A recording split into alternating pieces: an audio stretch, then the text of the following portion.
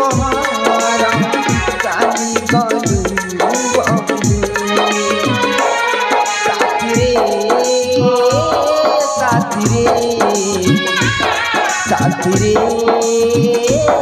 साथी रे साथी रे साथी रे साथी रे साथी रे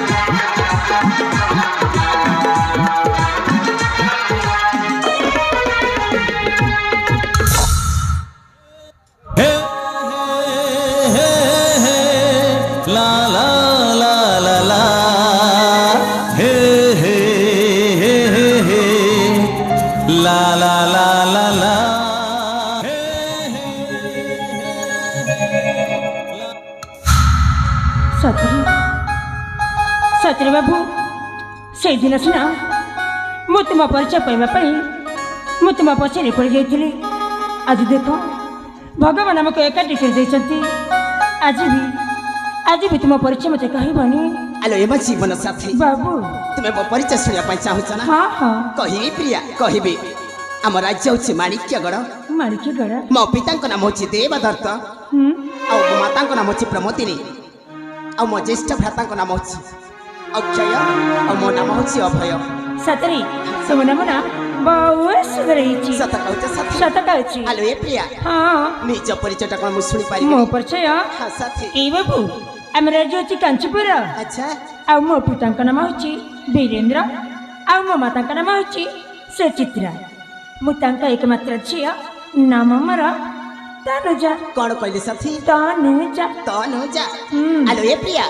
आज ठारे मु तुमको तनु बोली डाकिबी साथी निश्चय डाकी पर आलो ए तनु हाँ अंजलि एमिति पवित्र बंधन रे बांधी के जाइछथि साथी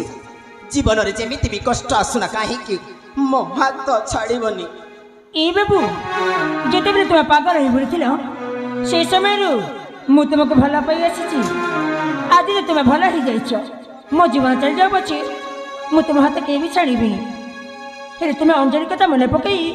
मते भूली जीवनी नहीं साथी नहीं अरे तुम्हें पराहुच मो प्रथम प्रेमर प्रथम उपहार अरे जीवन रे जेमिति भी कष्ट आसुना काहे कि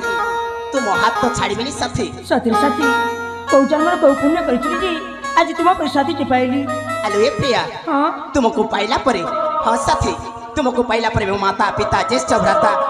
मो सब कुछ मन पड़ जाउछि ए प्रिया तुमको एठू मो घर को ले जे चाहूछि साथी मते हां साथी साथी तुम घर के लेके जीव